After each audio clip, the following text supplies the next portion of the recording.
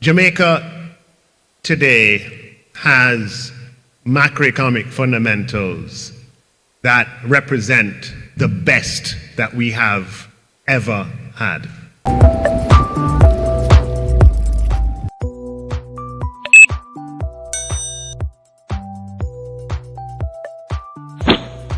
Today's macroeconomic fundamentals are the best that Jamaica has ever had.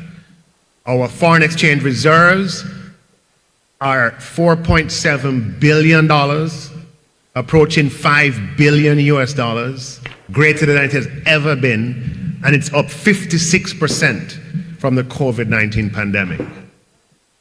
Our unemployment rate is at the lowest level it has ever been, at 4.5%, with 148,000 jobs that have been created over the past 7 years.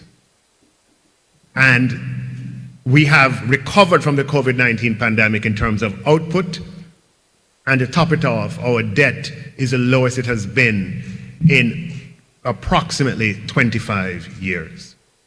Moody's investors upgraded the Government of Jamaica's, GOJ's, long-term issuer and senior unsecured ratings from B2 to B1 and revised the outlook from stable to positive. The decision to upgrade the rating reflects Moody's analysis that the GOJ, faced with various external shocks, maintained a steadfast commitment to sustainable fiscal policy anchored on Jamaica's medium-term debt target. The rating agency cited that the Government of Jamaica successfully reversed the increase in debt levels caused by the COVID-19 pandemic and effected fiscal policies that supported the continued improvement in debt metrics. Jamaica's debt level is now well below pre-pandemic levels, declining more than 30.0 percentage points to 78% in 2022 from the 110% recorded in 2020 and is expected to continue that downward trajectory. The outlook's revision to positive reflects the agency's assessment that a sustained positive fiscal trajectory stemming from reforms undertaken to improve fiscal, monetary, and economic policy effectiveness will continue to bolster the country's credit resilience.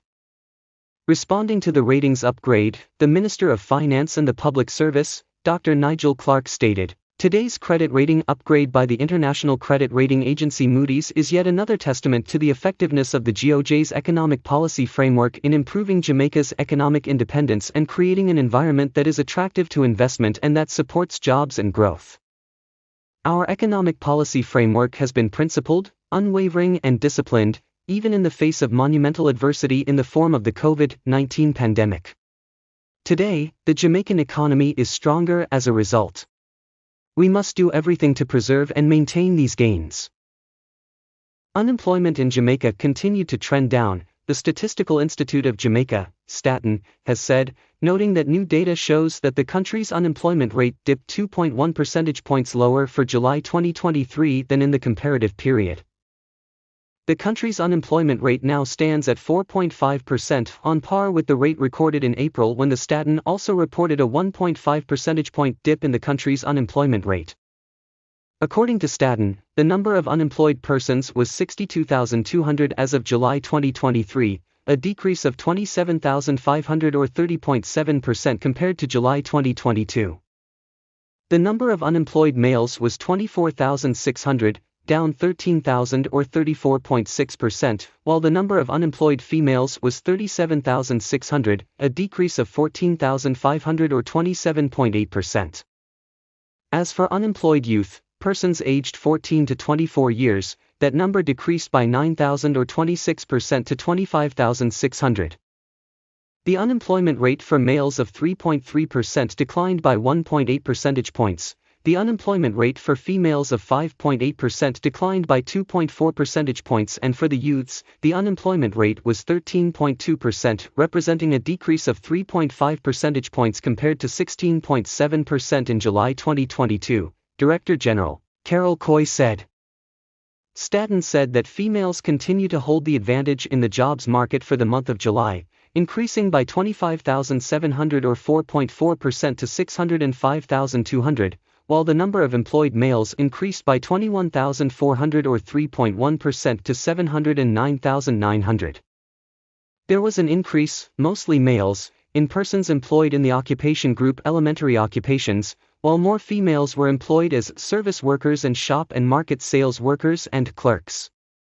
The largest increase in employment by industry was in real estate and other business services and construction, Coy said.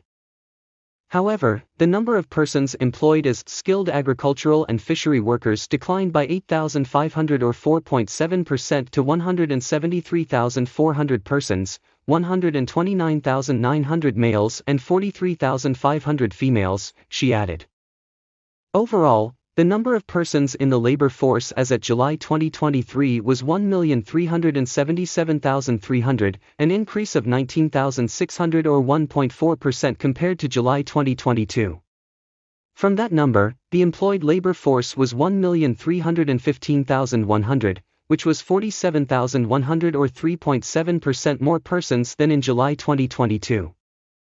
The male labor force increased by 8,400 or 1.2% to 734,400 and the female labor force by 11,200 or 1.8% to 624,900.